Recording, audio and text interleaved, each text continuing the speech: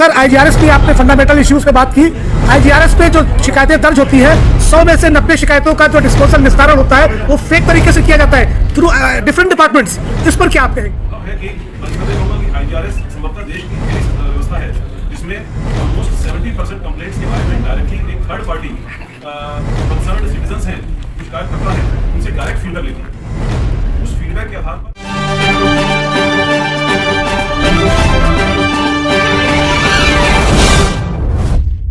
नमस्कार दर्शकों, आप देख रहे हैं न्यूज अड्डा। मैं हूं आपके साथ शकील सिद्दीकी। दर्शकों, आपको बता दें कि उत्तर प्रदेश को नए डीजीपी मिल गए हैं। 1998 बैच के राजीव कृष्णा को डीजीपी प्रशांत कुमार ने पदभार उन्हें सौंपा और इस मामले को लेकर पहली प्रेस कॉन्फ्रेंस से राजीव कृष्णा के द्वारा पुलिस मुख्यालय पर बुलाई गई।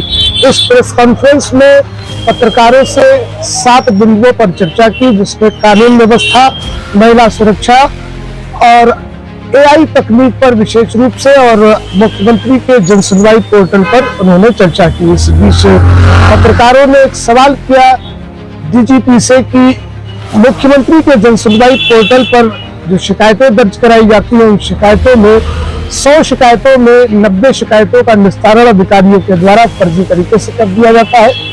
इस पर डीजीपी ने कोई खासा जवाब नहीं दिया। उन्होंने कहा कि आंकड़ों के हिसाब से नहीं लगता है कि ऐसा होगा, फिर भी इसकी जांच की जाएगी। वहीं पर इस प्रेस वार्ता में वरिष्ठ पत्रकार शेखर पंडित ने राजधानी लखनऊ में ई रिक्शों के नकल जाल को लेकर जब सवाल किया तो इस पर उन्होंने जवाब दिया कि इस पर बात की जाएगी और उनके लिए ट्रैफिक पॉइंट्स बनाए जाएंगे ताकि यातायात सुचारू रूप से चल सके।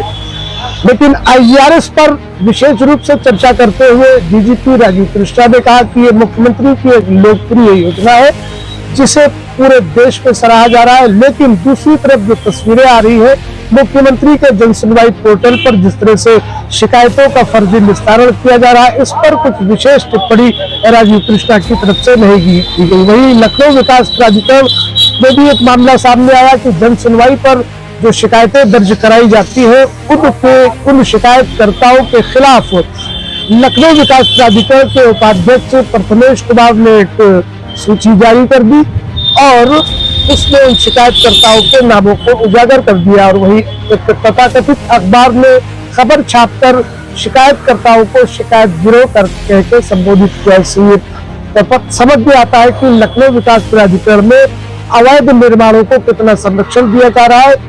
इस बात से इसे समझा जा सकता है। फिलहाल क्या कुछ कहा है नवनियुक्त डीजीपी राजीव कृष्णा ने, उन 7 बिंदुओं पर क्या चर्चा की है, इसे हम तस्वीरों के जरिए आप तक पहुंचाते रहे। 2007 में एटीएस की स्थापना की गई थी, उस टाइम चैलेंजेस डिफरेंट थे। ट्रिपल ब्लास्ट के अगले दिन उस एटीएस की स्थापना की गई थी और उस समय इंडियन मुजाहिदीन नाम से ऑर्गेनाइजेशन न केवल यूपी में बल्कि पूरे देश में समय समय पर पब्लिक प्लेसेस पर ब्लास्ट की कार्रवाई करने का क्लेम करता था, उसका क्लेम लेता था। और उत्तर प्रदेश पुलिस ने और एटीएस ने पूरे देश में पहली बार उस संगठन का खुलासा करते हुए, पर्दाफाश करते हुए इस संगठन से जुड़े हुए अपराधियों को पकड़ा, आतंकवादियों को पकड़ा। और वही उसके साथ ही वो एक ऐसा पूरा सिलसिला रहा कि देश की समस्त एनफोर्समेंट एजेंसीज, विभिन्न प्रदेशों की एटीएस, विभिन्न प्रदेशों की एसटीएफ, विभिन्न प्रदेशों की क्राइम ब्रांच और एजेंसीज ने मिलकर के एक सुनियोजित तरीके से उस गैंग के खिलाफ न केवल प्रभावी कार्रवाई की बल्कि इन्वेस्टिगेशन और प्रोसिक्यूशन भी किया। और यही कारण था कि इतने एक्टिव आतंकवादी गैंग को आज 10 साल या 15 साल के बाद उसका जड़ से सफाया हो गया। तो समय के साथ साथ चैलेंजेस चेंज होते हैं, टेक्नोलॉजी चेंज होती है, उसी के साथ साथ हमको भी अपनी रणनीति और अपने उद्देश्यों को चेंज करने की आवश्यकता है। Answer your question, yes, if need arises which is there, will review the performance. 7 जिलों के साथ नेपाल से सीमा मिलती है, वहाँ पे एसएसबी भी रहती है, कोऑर्डिनेशन पुलिस के साथ रहता है। उसके लिए कोई स्ट्रेटजी है? जो भी जो रिसेंट सिनेरियो है हमारे पड़ोसी देश के साथ, तो जाहिर सी बात है हमारे पास वहाँ पूरा बॉर्डर है, वहाँ के लिए क्या चैलेंजेस हैं और क्या रणनीति है इसके लिए? देखिए, पुलिस के बहुत सारे कार्य हैं। इन 10 प्राथमिकताओं को गिनाने का मतलब ये नहीं है कि बाकी जो कार्य हैं वो गौड़ है। किसी भी चैलेंज की व्यापकता उसको पर्सपेक्टिव में लेते हुए कि पर्सपेक्टिव क्या है, हमारे रिसोर्सेज क्या हैं, मेन उद्देश्य ये है कि हमारे नागरिकों का पूर्ण संरक्षण और पूर्ण सेफ्टी हो। इसके लिए जो भी कार्य की आवश्यकता होगी, रणनीति की आवश्यकता होगी, वो की जाएगी। इस दिशा में भी definitely we will take very elaborate action in terms of planning and in terms of execution. Sir, fundamental issues पर अभी आपने बात की IGRS को लेकर। अपराध और अपराधियों का अंकुश लगाने में मीडिया एक सहयोगी, लेकिन पूरे प्रदेश में पुलिस अधिकारी और उनके फोन नहीं उठाते। अभी 1 हफ्ता पहले मैं पुलिस आयुक्त गेटर बैठा, मैं 3 दिन पहले समय लेके गया और मैं यहाँ 3 दिन था, ना उन्होंने समय दिया ना मिला, कहा अभी उनकी फिर 1 हफ्ता मैं रुका रहा और मैं लखनऊ से आने के बाद समय लेने के बाद लेकिन लक्ष्मी सिंह के यहाँ ऑफिस से मुझे बुलाया ही नहीं गया। इस पे क्या आप पुलिस के साथ लेकिन फोन नहीं उठता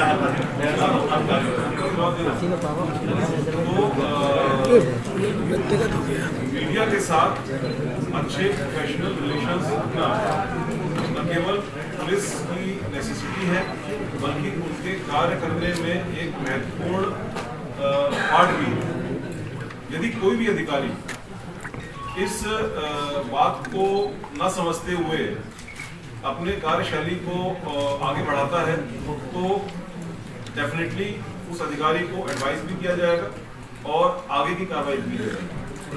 पब्लिक को आपके माध्यम से और बाकी भी और चैनल्स हैं, बाकी के माध्यम है, आपके सोशल मीडिया वाला माध्यम है, अपने किए जाने वाले कार्यों के बारे में बताना और पब्लिक की बातों को उन चैनल्स के माध्यम से सुनकर के उस पर आवश्यक कार्रवाई करना, दोनों ही पुलिस का एक इम्पोर्टेंट रोल में आता है। सर, IGRS पर एक सवाल है सर।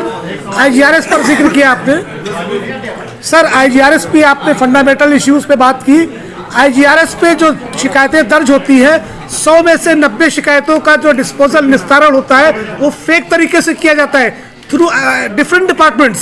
इस पर क्या आप कहेंगे? नहीं, मैं आपकी फिगर से एग्री नहीं करता हूँ।